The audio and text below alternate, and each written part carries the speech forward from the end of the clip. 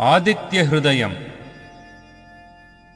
ततो युद्धः परिश्रान्तम् समरे चिन्तया स्थितम् रावणं चाग्रतो दृष्ट्वा युद्धाय समुपस्थितम् दैवतैश्च समागम्य द्रष्टुमभ्यागतो रणम् उपागम्याब्रवीद्रामम् अगस्त्यो भगवान् ऋषिः राम राम महाबाहो शृणु गुह्यं सनातनम् येन सर्वा नरीन् वत्स समरे विजयिष्यसि आदित्यहृदयं पुण्यं सर्वशत्रुविनाशनम् जयावहं जपेन्नित्यम् अक्षय्यं परमं शिवम् सर्वमङ्गलमाङ्गल्यं सर्वपापप्रणाशनम् चिन्ताशोकप्रशमनम् आयुर्वर्धनमुत्तमम् रश्मिमन्तम् समुद्यन्तम् देवासुरनमस्कृतम् पूजयस्व विवस्वन्तम् भास्करम् भुवनेश्वरम् सर्वदेवात्मको ह्येषः तेजस्वी रश्मिभावनः एष देवासुरगणान् लोकान् पाति गभस्तिभिः एष ब्रह्मा च विष्णुश्च शिवस्कन्दः प्रजापतिः महेन्द्रो धनदः कालो यमः सोमो ह्यः पाम्पतिः पितरो वसवः साध्या ह्यश्विनौ मरुतो मनुः वायुर्वह्निः प्रजाप्राणा ऋतुकर्ता प्रभाकरः आदित्यः सविता सूर्यः खगः पूषा गभस्तिमान् सुवर्णसदृशो भानुः हिरण्यरेता दिवाकरः हरिदश्वः सहस्रार्चिः सप्तसप्तिर्मरीचिमान् तिमिरोन्मथनः शम्भुस्त्वष्टा मार्ताण्ड अंशुमान् हिरण्यगर्भः शिशिरस्तपनो भास्करो रविः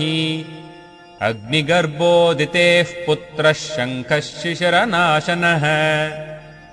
व्योमनाथस्तमो भेदी ऋग्यजुस्सामपारगः घनवृष्टिरपां मित्रो विन्ध्यवीथी प्लवङ्गमः आतपी मण्डली मृत्युः पिङ्गळः सर्वतापनः कविर्विश्वो महातेजाः रक्तः सर्वभवोद्भवः नक्षत्रग्रहताराणाम् अधिपो विश्वभावनः तेजसामपि तेजस्वी द्वादशात्मन्नमोऽस्तु ते नमः पूर्वाय गिरये पश्चिमायाद्रये नमः ज्योतिर्गणानां पतये दिनाधिपतये नमः जयाय जयभद्राय हर्यश्वाय नमो नमः नमो नमः सहस्रांशो आदित्याय नमो नमः नम उग्राय वीराय सारंगाय नमो नमः नमः पद्मप्रबोधाय मार्ताण्डाय नमो नमः ब्रह्मेशानाच्युतेशाय सूर्यायादित्यवर्चसे भास्वते सर्वभक्षाय रौद्राय वपुषे नमः तमोघ्नाय हिमघ्नाय शत्रुघ्नायामितात्मने कृतघ्नघ्नाय देवाय ज्योतिषां पतये नमः तप्तचामीकराभाय वह्नये विश्वकर्मणे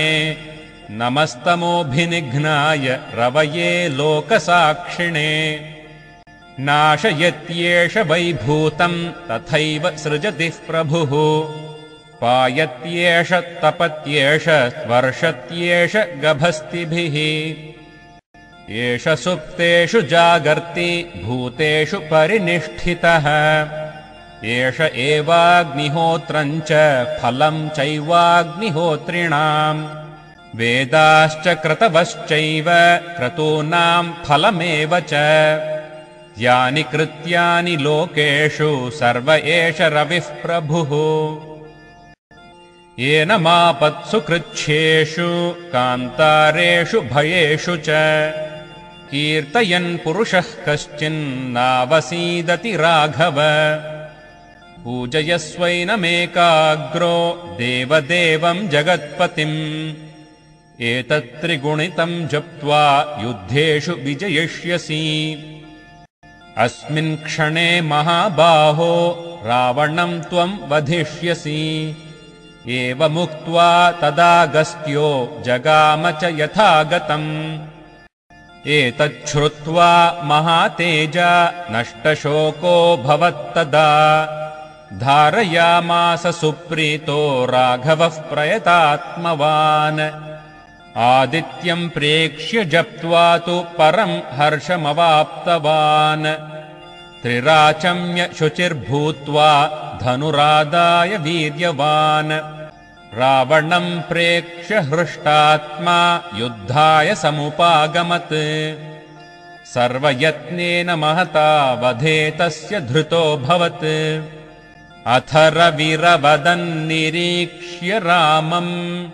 मुदितमनाः परमं प्रहृष्यमाणः